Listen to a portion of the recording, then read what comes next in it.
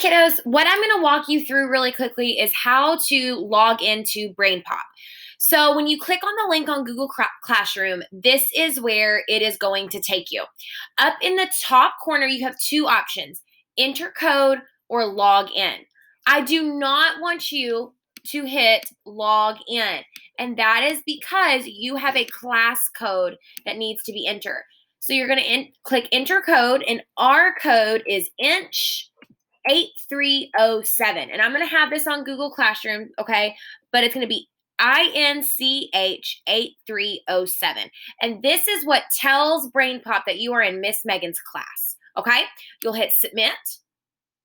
And then it's going to ask you to do these two things, log in or create an account. We are creating an account. This is where I need you to click on the create account button. Now, this part is really important. I'm going to use Sawyer as an example. Now, Sawyer, if you're watching this,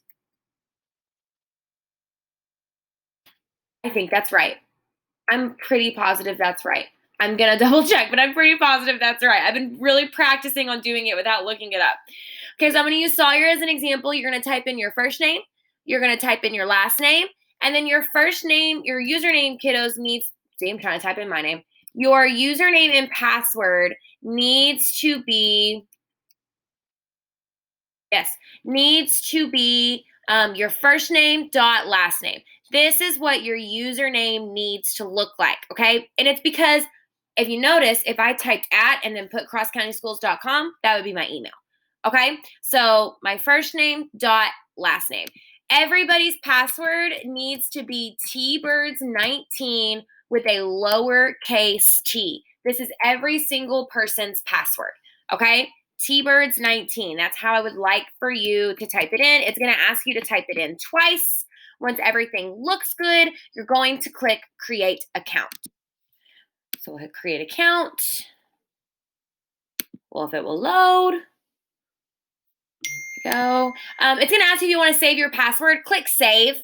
Okay, when it asks you to, if you want to save your password, click save, because that's going to be your username and password anytime you log into BrainPop. Okay, so remember, username, password. If you need to write it down, it is username first dot last.